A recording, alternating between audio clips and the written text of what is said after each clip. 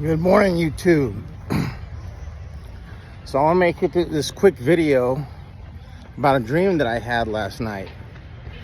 So in this dream, I saw a king, and he was a very wealthy king. He had horses, and he had a big family. And this is like back in medieval times, the medieval ages. And what happened was, he had a son. He had a big family. He had sons and daughters. And he had a son that he wanted to get married. So what he did was, he found a landowner. He had a lot of land, and he got along with the guy. They had a friendship or a relationship. And he said, well, I want my son to marry your daughter. And the landowner, he did not have a lot of money. He was not wealthy.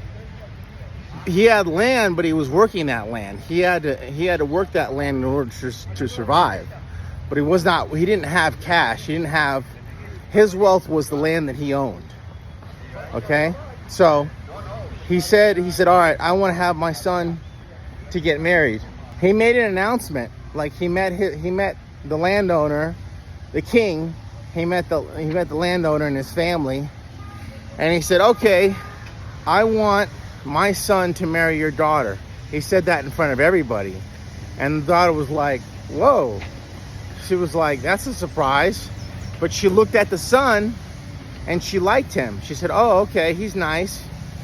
And not to mention, he was a very wealthy king. Okay, he had a vast, enormous amounts of wealth. The king did. And the daughter, she wanted that money. Okay, she was like, oh, okay. a woman wanting money. How often is that the case? So anyway, he had said that. He's like, okay, I want my son to marry your daughter. The daughter agreed to it. She said, oh, in her mind, she's like, oh, okay, let's do this, because I want to be rich. She was going for the money. She didn't even know the son, but she had already said yes in her mind. So a short time later, during the engagement period, there was like an old peasant witch, ugly, came to the girl who was going to get married, and she said, I have something for you. And the witch, she knew how to talk. And she said, this ring has chosen you. And she said, this is a magic ring. It has chosen you. And the girl was like, didn't know the witch, but because the witch was able to use flattery, the girl listened and she entertained. She had a conversation. And see, that's all the demons need, is for you to have a conversation with them. This is why Jesus didn't talk to demons, okay? Anyway, so what happened was, the witch was like able to convince this girl. She said, I have a ring and I want to give it to you. And it was a magic ring. It wasn't a magic ring. It was a demonic ring. It was a very evil ring. But this ring would give her power. Okay, so she goes and she says, I have this ring. The ring has chosen you. And I'm going to teach you, the witch says, I'm going to teach you how to use this power. How you can have a lot of power over your life and over other people. I will teach you. So she was doing that, the witch was doing that to gain her trust.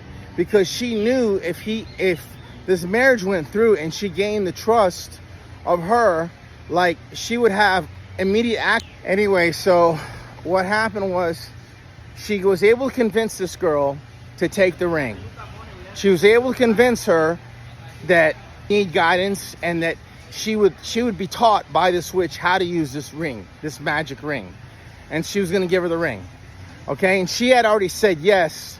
The girl had already said yes in her mind. She's like, okay, yeah, I'm going to do this. And so what happened was, the king, who had pledged his son to get married to this landowner's daughter, he's like, he didn't know anything about this. He didn't know nothing about it. So in the dream, I was trying to warn the king. I was trying to say, look, do not have your son marry this girl, because if you do, she will destroy your kingdom. She will destroy your future for what you're supposed to do, what your son's supposed to do. It's going to be like it's going to be radioactive. So the dream ended where I was like trying to warn the king, because he didn't know about anything, about none of this, but he already thought in his mind that we're gonna make this marriage, and and the king was like, "We're gonna make this marriage happen, and then I'm gonna own all this land, and then I'm gonna grow my wealth. He knew how to make money. This king knew how to make money. So I think the moral of the story, and I think what God was trying to teach me, was you have to be careful who you decide to marry, because that person that you decide to marry is going to have a tremendous amount of influence over your life.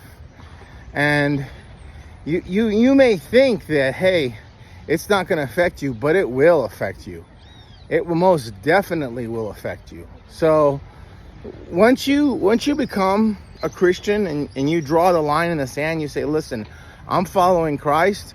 I'm not going to hell. Like, there's no neutral ground.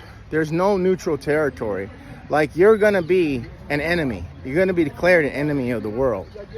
And I don't want to fight all the time. I want to have peace. I want to be able to relax.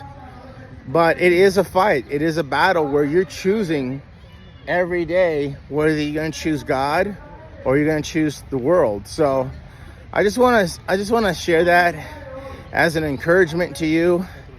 Be careful who you marry. Be careful who you get involved with, because it will decide your destiny and you won't even know. So anyway, take care. Thanks for watching, and God bless.